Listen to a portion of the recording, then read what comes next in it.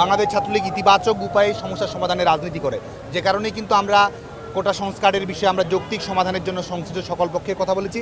বাংলাদেশ ছাত্রলীগের কেন্দ্রীয় সভাপতি সাদ্দাম হোসেন এবং সাধারণ সম্পাদক শেখ ওয়ালি আসিফ ইনানের ভেরিফাইড ফেসবুক পেজ সরিয়ে দিয়েছে ফেসবুকের স্বত্বাধিকারী প্রতিষ্ঠান মেটা। ফেসবুকের পলিসির বিরুদ্ধে গিয়ে পেজটি পরিচালনা করায় তা বন্ধ করা হয়েছে বলে জানিয়েছে মেটা। শুক্রবার 2 আগস্ট দিনগত মধ্যরাত থেকে ছাত্রলীগ সভাপতি সাদ্দামের ফেসবুক পেজটি আর খুঁজে পাওয়া যাচ্ছে না। অন্যদিকে শনিবার 3 আগস্ট সকালে ইনানের পেজটিও সরিয়ে ফেলা হয়। মেটা জানিয়েছে ছাত্রলীগ সভাপতি সাদ্দামের পেজ বন্ধ চেয়ে মেটার কাছে অসংখ্য ব্যবহারকারীর আবেদন এসেছে। তার পরিপ্রেক্ষিতে পেজ দুটি সরিয়ে নিয়েছে মেটা।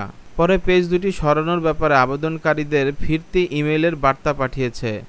তাতে বলা হয়েছে, ভালো খবর, আপনি যে অ্যাকাউন্ট পেজটি বিরুদ্ধে রিপোর্ট করেছিলেন সেই পেজটি পর্যালোচনা করে আমাদের টিম পলিসি লঙ্ঘনের প্রমাণ পেয়ে অপসারণ করেছে।